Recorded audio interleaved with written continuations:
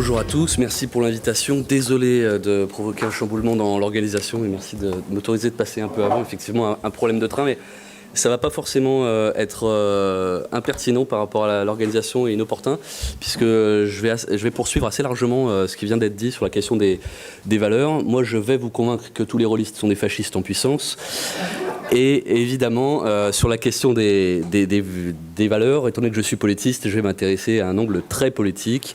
Je vais essayer de considérer les univers de jeux de rôle comme des univers fictifs dans lesquels sont amenés les joueurs à faire une expérience de décentrement éthique, c'est-à-dire effectivement par l'altérité, par l'expérience de l'altérité, se mettre à la place de quelqu'un d'autre et donc revoir sa propre hiérarchie de valeurs.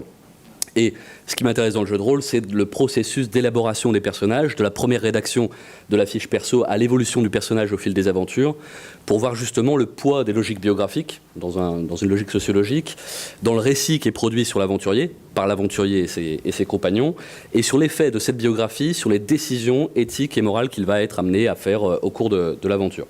Alors, ça a été dit juste avant, chaque univers est régi par un ensemble de lois physiques d'abord, dans lesquelles je mets d'ailleurs aussi la magie, évidemment, et de lois sociales. Et ces lois sociales, évidemment, le joueur peut jouer avec ces contraintes.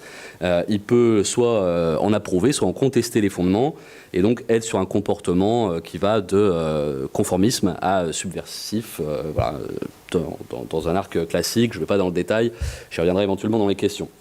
Mais effectivement, pour moi, le jeu de rôle est intrinsèquement politique, en tant d'abord qu'il est un jeu social sur le social, avec en plus plusieurs niveaux de sociabilité, ça a été dit plusieurs fois dans les interactions, en jeu et hors jeu, il y a tellement de social qu'évidemment, il y a des rapports de pouvoir et de domination, on l'a bien vu avec notamment Vampire Masquerade, mais on le verra avec d'autres, et on peut penser voilà, aux 5 Anneaux, Shadowrun, Paranoia, mais en fait, tous les univers sont plus ou moins clivants, plus ou moins, ce clivage est plus ou moins fondateur de l'expérience ludique.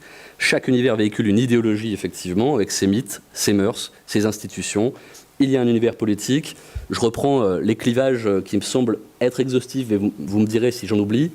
Conservatisme, progressisme, ouverture, xénophobie. Et oui, il me semble que l'univers de Tolkien est xénophobe, ce qui ne veut pas dire que l'auteur est xénophobe. Verticalité, horizontalité, liberté, autorité, égalité, compétition. Je rajouterais place du savoir et place de la croyance. Voilà. Et il est rare, me semble-t-il, même je ne l'ai pas trouvé, que le personnage soit livré à une utopie heureuse. Et d'ailleurs, on ne verrait pas trop quel type d'aventure il pourrait avoir si tout allait bien dans le meilleur des mondes. Finalement, à quoi il servirait. Donc, ces rapports de pouvoir et de domination, je vais prendre l'exemple de Vampire Masquerade, qui a déjà été cité abondamment juste avant. C'est toujours très impressionnant, encore plus en GN ou semi-GN, quand pendant toute une scène, un joueur se fait humilier parce qu'il se fait rappeler à l'ordre par le prince.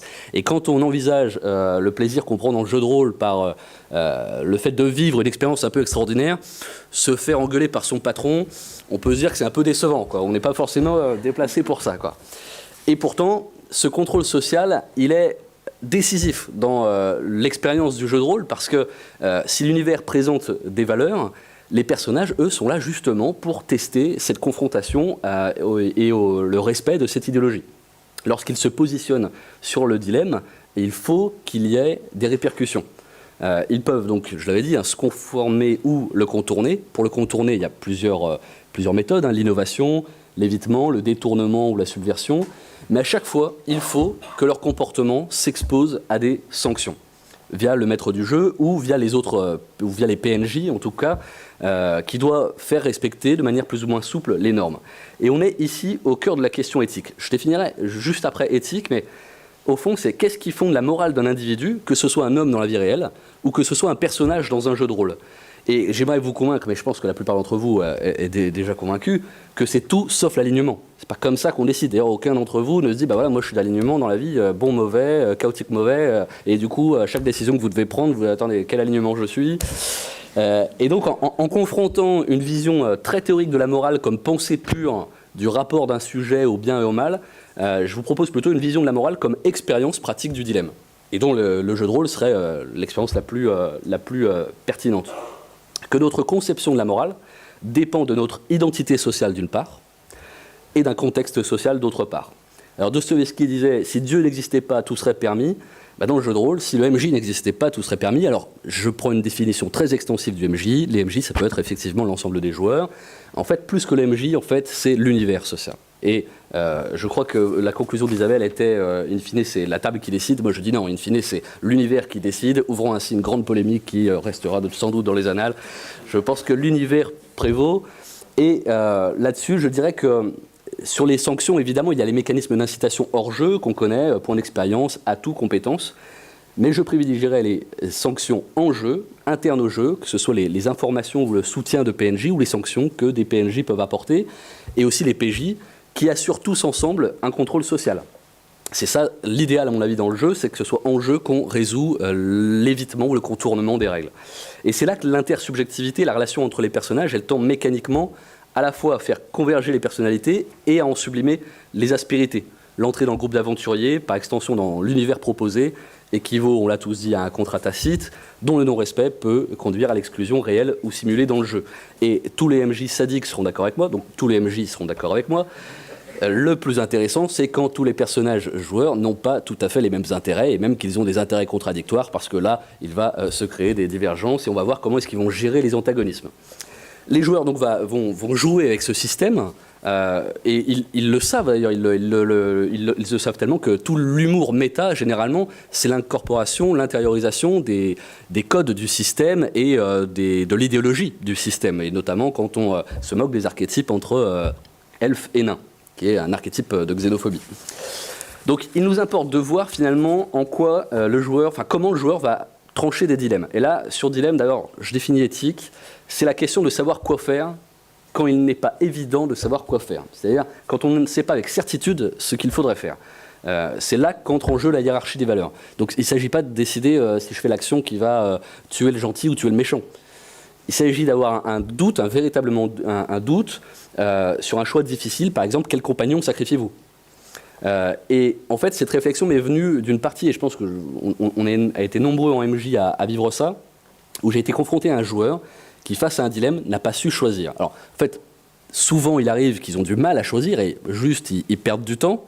Mais là, il n'a pas su choisir et c'était une situation d'urgence. Alors, il en arrive souvent, donc j'ai mis un timer et au bout d'un moment, il fallait qu'il sauve une des deux personnes. Les deux sont mortes parce qu'il n'a pas su choisir. Et ça fait penser au paradoxe de Buridan sur l'âne. Je ne sais pas si vous connaissez, Aristote aussi en avait déjà parlé.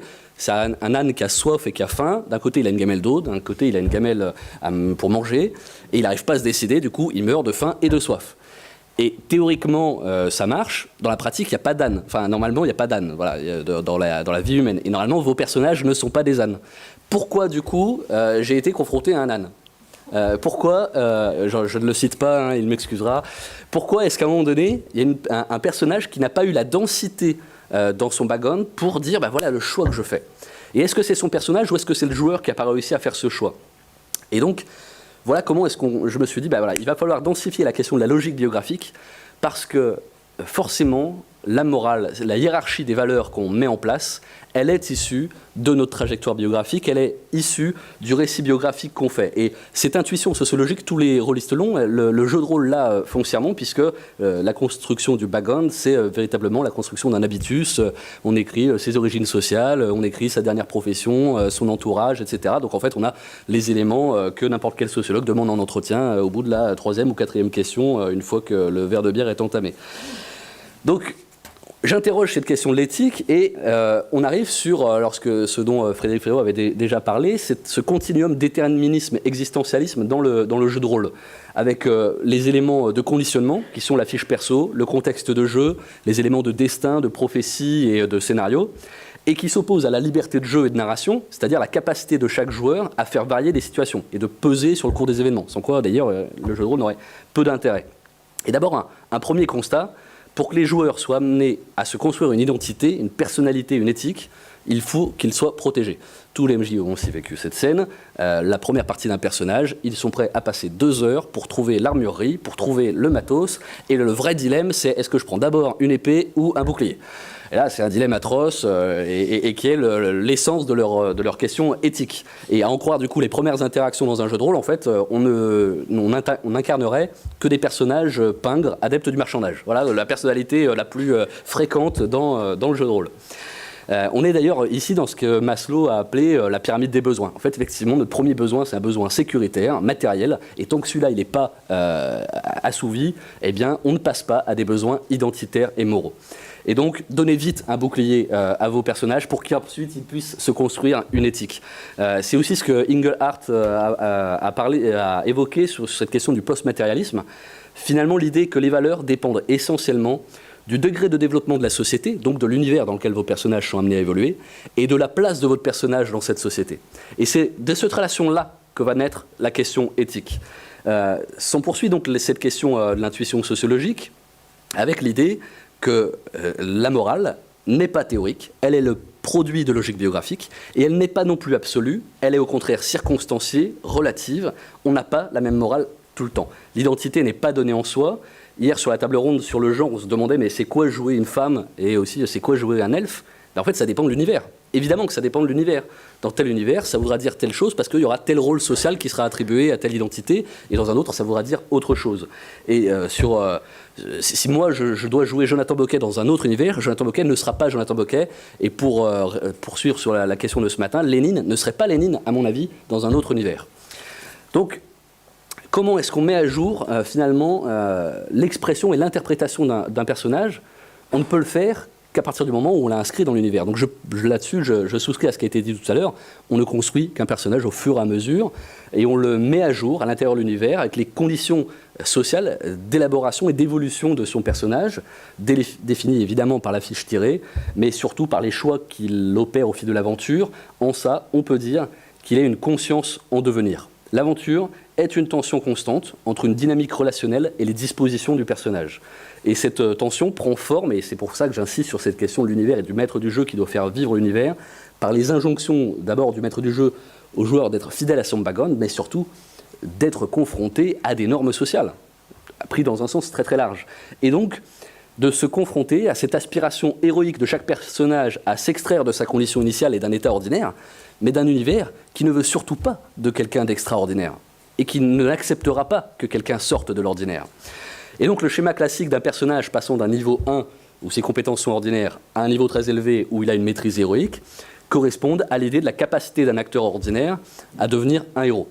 Le joueur, en fait, se cherche un degré d'autonomie, c'est-à-dire qu'il cherche à s'affranchir de son histoire, de son background, de ses déterminants et de sa fiche personnage. Est-ce que je suis ce que je fais ? Ou ce que mes compétences disent de moi, ou ce que mon background dit de moi? Si tout est décidé par l'un ou par l'autre, évidemment, le jeu n'a pas d'intérêt. Et c'est pourquoi je parlerai d'identité conquérante. L'individu conquiert son identité autant que sa position sociale. Il se redéfinit en permanence par ses actes et se forge sa morale en construisant son récit de vie. C'est là-dessus que j'insisterai. Les modes d'élaboration des personnages sont marqués par une véritable intuition sociologique, on l'a dit, puisqu'ils révèlent en quelque sorte comment est-ce qu'on est confronté à une sorte de destinée, une détermination, et comment est-ce qu'on essaie de s'en sortir. Mais il y a les récompenses au cours de l'aventure, il y a les sanctions, et au fil des niveaux, chaque personnage donnera sa propre définition de la réussite. Quand je disais tout à l'heure devenir un héros, il y a des multiples manières de devenir un héros, et évidemment ce n'est pas nécessairement devenir un gros bill. La singularité du jeu de rôle, c'est que finalement, devenir l'héros, c'est juste s'assurer le fait que l'aventurier écrit sa propre histoire. Je cite Sartre, puisqu'on parle d'existentialisme. « L'homme, s'il n'est pas définissable, c'est qu'il n'est d'abord rien.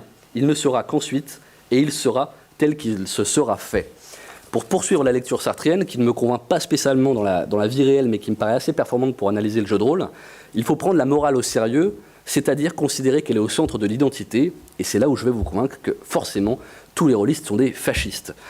Le comportement d'un individu engage l'humanité entière. Ce que je choisis pour moi est une manière de dire ce que je souhaite pour le monde, ce que je considère bon pour l'humanité. Si je le fais, c'est forcément que je considère que c'est bon pour l'humanité. Même la posture évidemment anarchiste, même la posture cynique. C'est-à-dire que je considère que globalement, dans mon monde, dans ma conception du monde, elle est nécessairement donc totalitaire. Le décentrement éthique est donc l'expérience pure du jeu de rôle, être en soi et en dehors de soi dans la réalité du jeu. Alors, de prime abord, la confrontation à un dilemme dans le jeu renvoie nécessairement à l'éthique du joueur. Quand on demande aux joueurs, d'ailleurs, comment est-ce qu'ils prennent une décision quand ils sont face à un dilemme, il y a un bon tiers qui répondent le background. Bon, d'accord, ok, ils sont très déterministes, ils ont lu tout Bourdieu, ils savent que en fait, tout dépend de son enfance et de sa socialisation primaire. Il y en a quelques-uns qui sont plus sincères, qui disent ouais, c'est les compétences de mon perso. Donc, alors c'est génialement sincère, parce qu'en gros, ça veut dire que le gros balèze, il va sauver la veuve et l'orphelin. Par contre, le petit chétif, il fera les poches de ses voisins. Quoi. Voilà, faut s'adapter avec ce qu'on a. Quoi. Et encore plus sincère peut-être, il y a ceux qui disent en fait, c'est les opportunités. c'est ce que je peux espérer gagner ou perdre en fonction de mon choix. Là, je pense que c'est un peu la culture du jeu vidéo, où voilà, on se doute bien de ce qui va se passer selon le choix qu'on fait. Je pense que les rôlistes purs sont moins dans cette logique-là. Mais le comportement, du coup, l'expérience holistique est une expérience de l'humanité, est une expérience de l'empathie, donc essence de la sociologie, en ce qu'elle consiste en une expérience de pensée où on se demande comment telle pratique ou tel comportement ou telle procédure apparaîtrait à une personne désintéressée, lointaine ou proche. C'est ça que j'appelle le décentrement éthique, et en ça, effectivement, le jeu de rôle est particulièrement pédagogique. Je ne sais pas combien de temps il me reste. C'est bon? Je suis large? Bon, très bien. Il me reste encore 30 pages à peu près. Donc, parfait. Se créer un nouveau personnage, c'est s'ouvrir à un examen bienveillant et empathique de la pluralité des raisons d'agir. C'est ce à quoi nous engage le jeu de rôle, c'est-à-dire c'est ce à quoi mécaniquement le jeu de rôle, le joueur va tenter de résister en fait. Mais si c'est bien par son personnage que le joueur est amené à faire des choix, il est obligé de se poser la question, qu'est-ce que mon personnage aurait trouvé acceptable ou non acceptable? Mais c'est-à-dire, qu'est-ce que l'univers d'abord aurait trouvé acceptable et qu'est-ce que mon personnage retient de l'univers? Comment est-ce qu'il s'inscrit dans cet univers? Et ils sont donc l'expérience ethnologique de l'altérité par la confrontation à d'autres cultures et aussi, évidemment, par l'intensité de l'attachement que les joueurs développent pour les personnages, par l'investissement qu'ils mettent dans leurs personnages. Et finalement, je reprendrai donc là la formule d'Amartya Sen.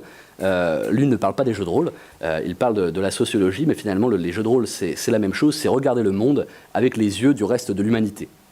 La question pour le conteur ou le meneur de jeu, c'est de favoriser cette expérience de l'altérité, entre stigmatisation et convention, comment faire vivre cet univers social. Et surtout, c'est l'occasion pédagogique de montrer en quoi nos convictions morales sont fondées sur l'expérience, qu'elles sont relatives, qu'elles sont circonstanciées. Alors, vous allez me dire, je vais tomber dans le relativisme dans pas longtemps. Bon, pourquoi pas? De toute façon, vous êtes fasciste, donc je m'en fous. Je conclurai en incitant les meneurs de jeu à abandonner purement et simplement les concepts d'alignement pour préférer celui de récit de vie, et donc encore sur un concept de sociologie. Quand un joueur rapporte les aventures de son personnage, d'ailleurs c'est rare qu'il rapporte le moment où il s'est fait assommer par un hobbit à la sortie de la taverne ou quand il s'est tiré dessus, hein, il insiste plutôt sur les effets héroïques, mais surtout il insiste sur une forme de construction d'une cohérence. En fait, il cherche à ne pas être dans ce qu'on appelle la dissonance cognitive, qui est un état d'instabilité mentale parce qu'on est pris en flagrant délit d'incohérence de personnalité. Et c'est ça qu'il faut être, c'est ce sur quoi il faut être vigilant en tant que maître du jeu, c'est que le personnage soit cohérent par rapport à lui-même, par rapport à l'univers. La dissonance cognitive, très concrètement, c'est quand vous êtes pris en flagrant délit de mensonge, par exemple, là, ouais, vous allez être un peu mal à l'aise pendant un moment. Et c'est cette question de l'éthique. À quel moment vous mentez sur votre choix éthique? Et ce récit de vie est central parce que la crédibilité du personnage, elle dépend tout autant de son inscription authentique de l'univers proposé par la fiction que de sa propre cohérence identitaire. Et il n'y a pas de raison que le personnage de jeu de rôle soit différent de l'être humain dans cette construction et dans la revendication d'une cohérence identitaire. Je terminerai donc sur l'idée que, peut-être une conclusion funeste d'ailleurs, que si on construit son personnage au fur et à mesure, nous savons qui est notre personnage seulement quand il est mort. Et donc, je vous inciterai à organiser des enterrements de vos personnages et à inciter à l'ensemble des personnages que vous avez croisés, joueurs ou non joueurs, à faire des oraisons funèbres pour que vous puissiez savoir à la fin de l'aventure quelle en était la morale. Je vous remercie.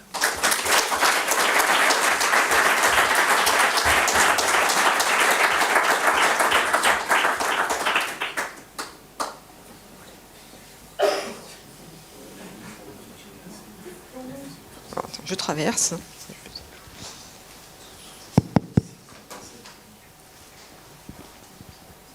Merci, c'était super intéressant. Je voudrais revenir sur un point. En fait, tu disais que finalement, ce qui va déterminer le choix moral, finalement éthique du joueur, en fait, au travers de son personnage, parce que finalement, c'est ça aussi que tu institues au travers de l'aspect finalement que ça pourrait être pédagogique. Il y a un paramètre qui me semble en fait quand même important, c'est qu'en fait le joueur lui il est extra-diégétique et donc du coup il y a aussi des paramètres qui vont influer sur ses choix moraux qui sont comment dire ça, en dehors de l'univers, de ses compétences ou des opportunités que lui propose le jeu en fait. C'est-à-dire le cas par exemple d'un joueur qui veut pas faire un choix moral en fait, mais qui finalement plie par exemple à la pression du groupe ou à la pression même comment dire ça, du mouvement ludique, c'est-à-dire j'ai fait ce choix-là parce que sinon le jeu en fait arrive dans une sorte d'impasse où il y a un blocage qui se fait, ou parce que les autres sinon ils sont pas d'accord avec moi et ça va ça risque de générer des tensions ou des choses comme ça en fait. Donc voilà, quel est ton avis là-dessus en fait?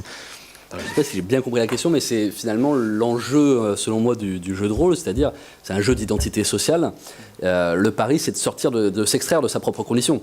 Sans quoi, effectivement, on sera prisonnier de la morale du joueur et pas de la morale du personnage. C'est un pari qui est compliqué, qui est même en fait un peu impossible. Donc l'idée, c'est d'avoir une tendance, c'est de faire le pari de la plus grande extraction possible, la plus grande abstraction possible, pour se réinscrire dans un autre univers et se réinscrire dans un autre conditionnement que le nôtre, avec les limites qui ont été largement évoquées dans la table ronde hier sur la question du genre. C'est qu'une identité sociale qu'on n'a pas vécue, c'est compliqué on ne peut pas la plagier.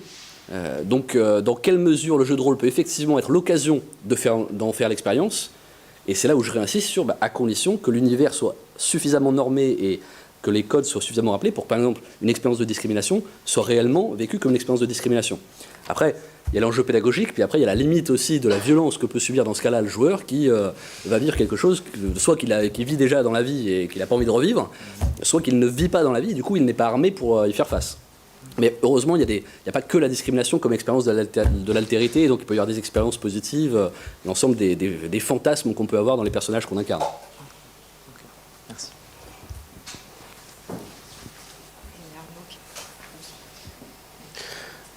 Merci pour ton intervention. Au tout début, si j'ai bien compris, tu expliquais que le MJ avait la mission de mettre en scène l'univers, la société de l'univers, et notamment de sanctionner les joueurs qui le bouleverseraient. Et ça me fait plaisir que tu hésites, parce que pourquoi est-ce que le MJ ne pourrait pas récompenser les joueurs qui bouleversent le monde? Alors, parce que l'univers ne récompensera pas celui qui le bouleverse. C'est-à-dire que la société ne récompense pas le subversif. Éventuellement, elle se le réapproprie, éventuellement, elle l'utilise, ou alors, un jour ou l'autre, le subversif gagne, il n'est plus subversif et il devient la règle. Donc, c'est la possibilité de renversement d'un pouvoir, d'un changement de société dans les jeux de rôle. Il y en a un certain nombre qui le permettent. Et moi, j'encourage les maîtres du jeu. Moi-même, je le fais, mais c'est peut-être parce qu'effectivement, j'ai cette appétence politiste. Je mets beaucoup de politique dans mes scénarios. Et je donne la possibilité à mes joueurs de peser sur le cours politique du monde. Spontanément, j'aurais tendance à dire que ce n'est pas forcément le MJ qui doit sanctionner, mais il doit trouver forcément des événements et des personnages qui, dans la société, vont remettre en cause la subversion. Parce que s'il y a un ordre dominant, alors ces dominants ne vont pas accepter que cet ordre dominant soit remis en cause.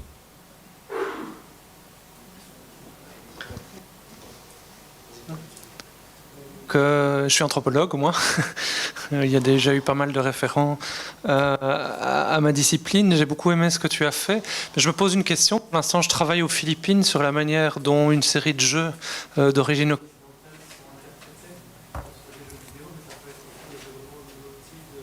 pratique ludique. Et tout ce que tu viens de dire fonctionnerait relativement mal, en fait, parce que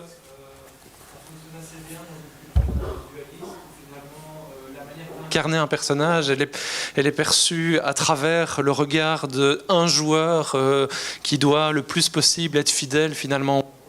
Mais dans d'autres cultures, les manières en fait d'incarner sont radicalement différentes. Dès le départ, on a identifié qui est le plus ancien, et même si on essaye de s'en abstraire, en fait, il y a un substrat sociologique sous-jacent qui fait qu'il y a toutes des manières de jouer, en fait, qu'au départ, moi, j'avais pas la perception. Puis avec le temps et l'enquête ethnographique, ça s'inscrit dans le temps, justement. En fait, on voit émerger ce genre de choses, et surtout par comparaison avec ce qui se fait ici. Et je pense que c'est important d'avoir cet arrière-fond-là, particulièrement dans un jeu de rôle où le public se renouvelle, et où la dimension aussi multiculturelle des praticiens. Alors, elle n'est pas encore excessivement présente dans la salle, mais moi je suis frappé, comme je viens de Belgique, comme en Belgique en tout cas, autour des tables, on voit vraiment une évolution à ce niveau-là, et où on voit vraiment que incarner un rôle en amont du monde de la narration, en amont de la manière de jouer, est quelque chose en fait, qui va impacter tout ce que tu as évoqué. Donc même la manière de construire un dilemme moral, en fait, c'est vrai que voilà, mais c'est juste un complément. Voilà, merci beaucoup. J'en prends acte, hein. Effectivement, je pense qu'il y a une dialectique hors jeu et en jeu, et on ne peut pas se défaire du méta et du fait qu'on inscrit le jeu social dans une culture avec ses propres codes. D'autres questions? Thomas, et puis, juste pour...